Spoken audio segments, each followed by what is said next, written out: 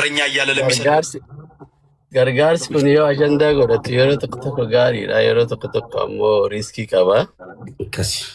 Amma olii gad dubbiin fuudhamee akka mucayyoon tun badhetti nafne jalqaba gaafiin kiyya erga nam tokko jalqabe ka biraa godhuun sirrii natti hin fakkaatu erga gootan ammoo waan murteessan irra hin deebi'u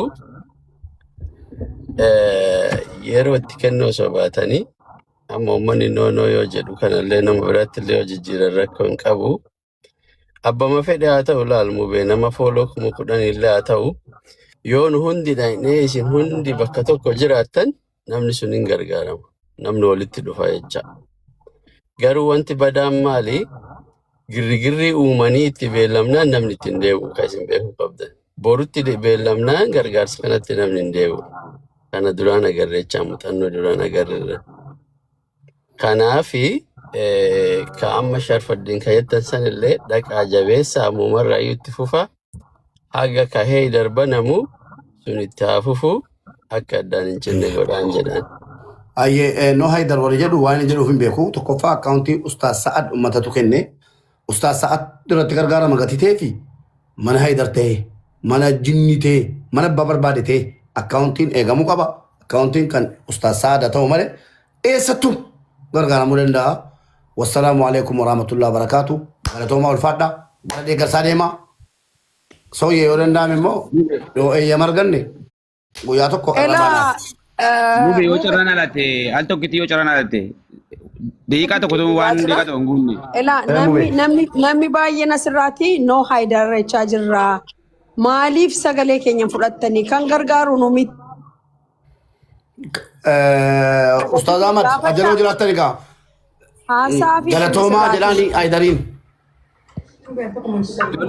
Mube sooyyee no falchaa dhiifama mube galatoomi nuuni kan nu barbaannu already hawaasni kan inni barbaadu mucaan kallattiin yaada nan tumurra dhiifama abbi dhiifama abbi dhiifama dhiifama mube kabajami kan nu barbaannu mucaan gargaaramuudha mani eenyu yoo ta'u hawaasni mucaa gargaaru barbaada garuu ani gaaffii si gaafadhu haalli garaagaraa ta'e rakkoon sitti dhufeera kana booda garuu gargaarsan dhaabdeeti nama gargaartu kana booda gaaffii keessee makana gochuun danda'u mube amma eeyyama argadhutti gochuun danda'u wallaahi amma eeyyama fudhadhee ummatti dhufee agarsiisee kunooti eeyyamni koo jedhutti wallaahi hin danda'u eeyyama mun qabu karabbinaan. Sooyyee akkam jirtu hundi keessan asuma. Mube durallee mube si hubachiisuudhaaf baay'ee yaalii godhe ati na hubachuu hin dandeenye. Namoonni baay'ee lakkuma hundumtuun dubbata lakki seerichadha jechaati jiru. Ati immoo gara biraatti nu jalaan fudhatiin obboleessa keenya ishee haa ta'u. Duras iddoo biraatti girri taa'aa ture. Lak mubee isaa mubee moo mubee maqaa keessa tokko ta'e. Mubeen as keessaa yoo ofiisaatii biyya kana hin jiraanne waan as keessa jiruu fi walgahii gaafa mootummaa waliin taasifamu irratti gaaffii nan gaafadheef deebinaa deebi'ee bichadha. Qo'isoo yoo kottan hima. Mubee ijoolleen mana banadhuti ijoolleen gaafa walgahii imbaasii fi feemasonni walitti qabamanii mootummaa biyya kanaa Dubaay wajjin walgahiin gaggeeffame suni maal ture ajandichi? Eenyu gaaffii gaafate jalqaba irratti Mubaarak Musammaa gaaffii maalii gaafate gaaffii nan gaafadhe gaaffii hawaasaati. Gaaffii tokkittiin gaafadhe. Namoota keenya dadhaboo rakkatan jedheen gaafadhe. Deebinaa Siraan dhaga'inii dhugaa agiratoomtu namni jalqaba gaafate dhimma kana kan gaafate Mubaarakiyyatti sooyyeen dura mana wayii keessatti jettee turte sooyyeen mataan ishii agiratoomtu yaada kana nu ibsuudhaaf baay'ee yaalii goote. Obboleessi keenya mubeen kunis achuma jira ture dhaggeeffachaa ture hundumti keenya manas banatee ture dhaqee hubachiisuudhaaf yaalii gochaan ture. Kanaaf dhimma kana yaada biraa keessaa nuu baay'ee obboleessa koo gargaaramtu iddoo kanatti mana mubee faa dhaqee utuun kana explain godhee fixe jennaan darbatanii na baasanii. Kun immoo dhugaa jirtudha. Isin biyya kana gatiin jiraannee fi an mubee baay'een gaddee ba'e baay'ee mana sana keessatti manichallee atis ollaadhaa achuma gorte fakkaata. Dubbii gara gandummaatti gashanii isaa jiru. Seerri biyya kanaa akkas miti. Mubaarak Musammaa kana gaafate. An dhugaan dubbadha malee Mubaarak irraa sirraa maalirraan mucattitti gargaaru adda durummaati yoon gargaarsise malee ganda namaa gaafadhe amantaa namaa gaafadhe abadan gaaf tokko gargaara hin beeku. Namni hamma kana iyyaa jiru kun immoo jechaadha. Utama mucaa kana fidaa buusaa isinirraa haa jalqabutu jedhame dhugaan kan rabbiiti birrii dhibba tokkitti isheen gargaara mucaa kan dhibba tokkoon gargaaru hammi iyye kun birrii dhibba tokkoon gargaaru garuu dubbii olii gadi fuudhanii harkisuutti tokkoffaadha. Rakkina nurra jira jechuun Mubaarakiif bakka akkasin ta'ee akkasti naa bilbilamee jedhee jennaan hubachuudha. Yoommoo Mubaaraktu immoo kana godhee dhiisa ta'e Mubaarak na bira jira adda durummaatiin kan Mubaarakiin itti ka'uu ana ture jechaadha. Anis biyya kana keessan jira. Sassaabanii nutti maniiru. Nama tokko nama lama waan sooshaal miidiyaa irra jirudha ijoollee. Kanaaf akka barbaadan na zollomanii kaanii dhiifama jechuu barataniiru dhiisatti. Takkatti carraa nu kenna. maali Mubaarak faabara dhufee haadha Mubaarak faabara mucaan abdeedhamuun ol nagashee dubbadhee fixee darbatee na baase. Baay'isoo yaani mana nama tokkollee naqu I never go anywhere from now on baay'ee nama dabbara. Xurummaa አይደለም dhugaa yoo mucaa kana namni gargaaru barbaadu kan rabbi sodaatu. Eso yegi. Sagalee nama kana ummata qarqaaraa miti. Sagalee hawaasaa dhagahamuu qabachamaaf jedha. Tole nagga sagala ta'u dhiifamaa. Namni sirra jiru tokko kennaan bichaan qarqaaruu waan dandeenye sagalee hawaasaa dhagahamuu qaba. Idoo dubbataa jira mubee qoy. Kan jedhu qarqaarsa kan banne sagaleen ummata kabajamuu qaba.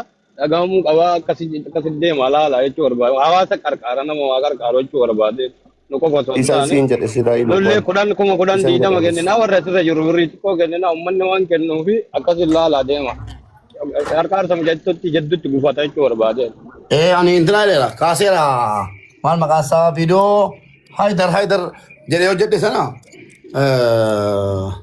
kaaseen jiraan. Amma immoo asii jedhaa jiru. Jedhee deema. Tole mubi dhiifama ani ilaa dhiifama na godhaa tokkitti dhiifama naggasa gaaffii kona hubadhu ani mubees ta'e abdiis ta'e naani ijoollee keenya feemesi baay'een jaalladha baay'een kabaja qeequuf miti hojii guddaa hojjetaa turan har'a nama tokkoof jennee kaanee qeequuf gad gombisuu mini gaaffii koo kallattiin na hubadha seerri har'a mucaan daangeesse kun kaleessa dheengaddan turre ta'u gaaffii koodha lammata immoo mubeen gargaarsa hin dhaabeedha malee mubee qeequuf miti na hubadha gaaffii atillee kana jettee Atin jiru mube atin jiru ana cin jiru barin serichan beku mube cin jiru wallahi baay'ee sitti gadda nama biraa dhiisee sitti hin gadda tokkoffaa maal mube hin gaafattu bor hin jiru iftaan hin jiru hadha wal beennaan ifati keessattuu ati hadha wal beenna isuma dhuguma naggasaadhaan duratti wal hin beennu hadha naggasaan na hubatee na beeka naada wal himi jedhe narraa hubate akkate yaani akkasin turre rakkoon qabu sittiin qabamu maaliif ሲጀመር amma ganamaatti kaka'umsa miira guddaatiin ka'aa kan ture ammallee mubeedha amma wanni tu baruun qabnu tuufoo osoo hin taane amma ganama manni yaa'oo wallaahi irratti duullee kaanee mubee daqiiqaa keessatti yaada jibbinsaa hin uumne jedhee kana yaaduu danda'e ammayyuu taanaan mubeen ganama ka'ee dhimmi obboleettii koo gadi ba'aatii viidiyoo jedhaa hojjenne hundi keenya mana isaa sa'aatii 10 jammarra turanii booddee hundi keenya itti deemna sa'aatii 2tti goonaa jennaan irratti wal karaa turre. Amma immoo guyyaa tokko keessatti otoo hin taane ta'e nama rakkisa. Sa'aatii muraasa keessatti yaadni kun kan ka'e. Anas immoo tokkolamsa itti adeemamu. Dhagahee sa'aatii tokko hin teenyeen. Dhagahee sa'aatii tokko hin teenyeen. Wanni taate sa'aatii tokko hin teenye. Dirqama hawaasaa ibsuun qaba jedheen viidiyoo hojjedhee laayivii seenee viidiyoo dhaggeeffadhaa jedhe. Amma as jala deeman immoo aslii jedhaa jiru. Meettan dawwala. Eessum turoo isaaf no gargara jiru naqee otoo baates ariifi sa'aatii lamatti. Mee ajjala deemanii kun sagalee hawaasaati miti jettan miti. Sagalee hawaasaati asliitti dawwale. Kanaaf yoo asliin argames immoo ariifa isaaf no yaadni keessan anuun uummataa yeroo kanillee fudhatama qaba. Mee nam tokko itti bilbilaaka. Abdii qoqoy Abdii itti bilbilime. Itti bilbilime. Laa maa hiriyaa keetiin dhaayi malee sassi jecha. Yookiin iluun itti dhawu. Iluu qotu deebii. Iluu qotu.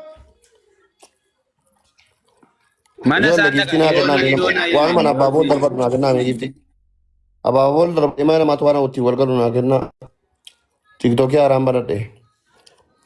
Asliitti dawwali. Abdii jalqaba duraan ati barreeffattu hi abdii getaachoo feekii dhufeennee jechaa turreem. Ingiso yeko. Era haaraadha bannaa reefuun bannaa tiktookiin goosun cufamnaan. Nama lamaan ol galteef nama lamitti qabatteef ta'e biroo laal nama lamitti abdii miti kennee si buusnee oolle. Ara nama tokko duwwaa ture yeroo inni dhufu bannaati. Duwwaa. Join gootee nama lama argina annannee miti bakka oftee as gaagaltu asirra gaagaltu. Aaraan mana dhimma kanarratti galuu hedheetan. Aslii itti dawwalaa. Asaba ajaa'ibaati inni kunis aslii biratti too vaayiraal ta'es baay'ee bareedaadha. Inni achis gargaaramaa jira. Waannaan mucaan kun bichaa fayyadamaa haa taatu bakka. Ani keessi keenya fayyadamaa haa taatu garuu Hamza ma'aan beektaa ijoolleen isa duraa irratti komii qabu mana guutuu barreessaa ture gatii ta'ee fi isa uummata irraa irratti abaluu tafuudhuun jedhina. Kanaaf maaliif hin barbaanne isa xiyyeeffannootti kennaati nama biraa godhaati nama biraan wantoota hedhuu jecha maaliif kiisi isaaniitti warra kennanidha kan sagalee uummataa dhaggeeffadhaa jedhe iluun illee. Ilaalaa dubbisa. Abdii Geetaachoo dhiifama. Abdii Geetaachoo akkaawuntiin kun kee yoo ta'e Abdii Geetaachoo yoo uummannichi morme Abdii Geetaachoo mana bukkeen dhaabbattu mana kee hin bantu. Ilaa dhaggeeffadhaa Abdii dhaggeeffadhaa asliitti ofii dawwalee attamiti ishiidha dawwaleera. Ani jedhee kun jala jala doktor. Ani silaa yeroo mucaan akka ragaa gulamtu saatii kana eeguun ture qaatan silaa antinaa jedhan ture mana banee jammaran ture. Eeyyama keessa hin eegu. Garuu itti agarsiisi ija keetiini. Gaafa 17 banama akkaawuntiin koo laayivii na dhorgee jira. Dhiifama. Itti agarsiisi. Akkaawuntii isin hin beeknen isin jala hin jira. Hin beektanu malee akkaawuntii koo jedhe. Doktor mee torba barreessee laalaayyuu. Akka goonu dhaggeeffadhaa. Ani gara kootiin waa isinitti himu akkasuma uwwisee.